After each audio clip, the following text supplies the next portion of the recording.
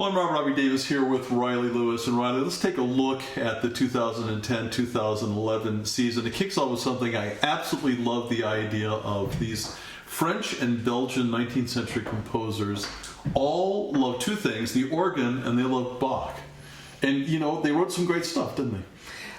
Absolutely, and being an organist, I'm drawn to this repertoire naturally, and I think you make that point so beautifully too about how many of these composers intersected, and of course there's no greater space than what we have at the Washington Cathedral to let this music really come to life and resound, not to mention the great organ in the cathedral itself. It's interesting, that'll be fun. Coming up, of course, Christmas time, always one of the key concerts you all do. I'm sure there'll be some favorites and maybe a few new things, as always. It's interesting because we always have the same format, what we call the Joy of Christmas, but one of the things that we've been able to do a lot more in recent times is commission new composers to write works very much along the lines of what King's College does every year. And I'm glad that we're in a city that has such an active choral culture, because it does allow those of us that are, say, more prone towards being a little more adventurous or adventuresome in terms of repertoire. It gives us that option of introducing to people not just the tunes that they love, but some tunes they may not know but will certainly love just as much. The one thing about Christmas, it is an ongoing tradition of composition. That's one of the great things about it. And we hear things from the early Middle Ages right on up to yesterday, which is kind of good. It is. It really is. And of course, I mean, everybody looks. It's easy to understand that there could be a slightly more jaded view about Christmas. Well, everybody wants to be at a concert, we hope, at Christmas, and so I think a lot. They miss sometimes the opportunity to really take, if you will, a captive audience and introduce them, as I said already, to new experiences through the repertoire and through that wonderful sense of that people have during that season of sharing, of generosity, and so on. I always enjoy it that time of year in particular, and with our kids, we all have expanded this to have more family-oriented programs now, and with the DC schools coming for the sights and sounds, so you really get the full sensual, visual, oral experience in the cathedral. March gives us one of those Mount Everests of music. That's the Missa Solemnis, and you're doing something quite wonderful, which I was really I thought that was a remarkable thing. You're sort of having sort of a section set aside for memorial people, people that want to kind of make it a memorial experience, because it is not just an incomparable masterpiece, but it also very much fits in with the idea of the memory of those who passed. And again, setting context has so much to do with it. I mean, we certainly don't. The Missa Solemnis, any place you can hear it is, as you said, a transforming experience. But in the context of the cathedral, and when I'm doing this for the first time, I mean, the Missa Solemnis has always stood on its own and can and should, but we're able to expand on this somewhat by also bringing in a work that, oddly enough, has never been performed by the Cathedral Choral Society, and that's the Beethoven Choral Fantasy.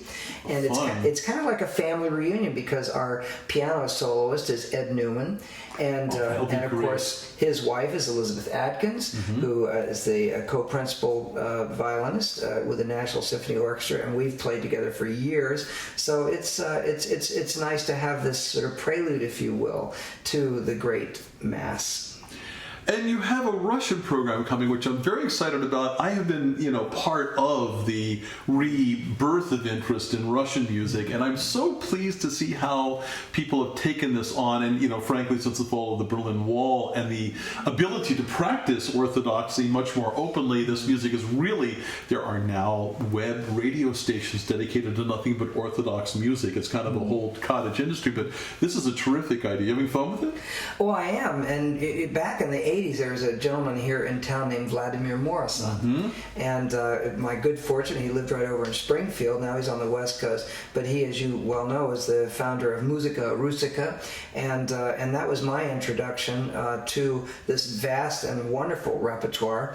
And in 1988, we gave a concert. In fact, I'd only been at the cathedral for 3 years, celebrating the millennial of the baptism of the Rus, and we did an all-Russian program, and I've been hooked ever ever since. It's amazing It's stuff. fabulous music. It can be off-putting to singers if they see all this Cyrillic and they think, oh my gosh, but the colors, the sounds, the vowels are more Italianate than Monteverdi. I mean, it's very singable, beautiful, beautiful stuff. And again, spacious music, which really just rolls and wafts in the ambience of the cathedral. It's a powerful program, I think. And we wrap this up with an American program in June, which is fascinating. I mean, this is the Third Symphony of Leonard Bernstein, the huge Kaddish Symphony, and when Samuel Barber wrote the famous string quartet, and then the Adagio got to be a big hit, and there was pressure on him to do everything with it. I mean, literally everything you could do, including setting it to music, and which is a great idea with the Agnus Dei.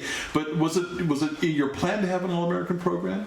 Well, actually, it's actually not our program, of course, but one of the series concerts for the National Symphony Orchestra. Sure, yeah. And we were, of course, very grateful to be asked to participate in this program.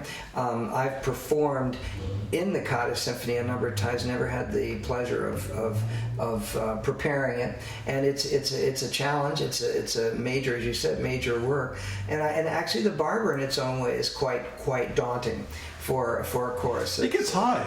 Yeah, absolutely, and people, of course, it is so familiar and so beloved, and so there's I think it's an interesting match of the Bernstein with the Barber, and we're looking forward to this adventure. It's an adventure. I do want to put a plug in for one of the greatest things you guys do, and that's Cathedral Sings. I mean, this is such. What a great idea. What a wonderful thing. And what's so amazing is how many people I know have come up to you, possibly by now in the thousands, to say how important this is to them. Just give me a little background about how and why this started. Well, I love sing-alongs. I mean, ever since I was at Juilliard and I had heard about this thing called a Messiah sing-along at, what was it called, Avery Fisher Hall back then, or that's what it's called now, Philharmonic Hall, whatever. And I went over there and I sat next to a rabbi, as it turns out. I didn't have a score. He did, but he had it memorized. He really didn't need the score. He said, here, you can use my score. Wow. There we were side by side, singing. I thought, sing-alongs, this is just great. Now, when the Cathedral Choral Society started, Paul Calloway sent out a little card, and it simply had 3 words. It said, "Can you sing?" and it started in the great choir. So I thought, what fun to bring people. I mean, all my life I've been in and a part of music making the cathedral, but it never ceases to.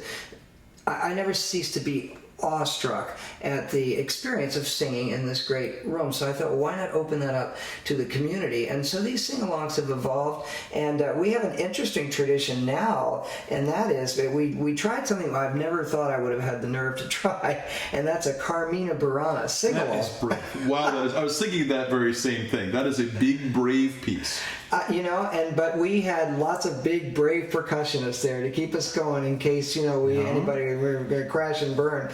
But it was tremendously successful last summer, to the point where now we're thinking of that actually becoming a tradition, that once a year we'll have the Carmina Burana free-for-all. And then, of course, we have also the more, I don't want to say standard sing-along pieces, but Mozart Requiem, Fauré Requiem, things of this sort. And it's just a wonderful time, and we found that we have people, as you would expect in the cathedral, that come from all around, not just all around this country, but all around the world, and they gather together for one evening to join in their voices, and it's very powerful. Sounds like a fabulous season. Thank you, Reilly. My pleasure, Rob.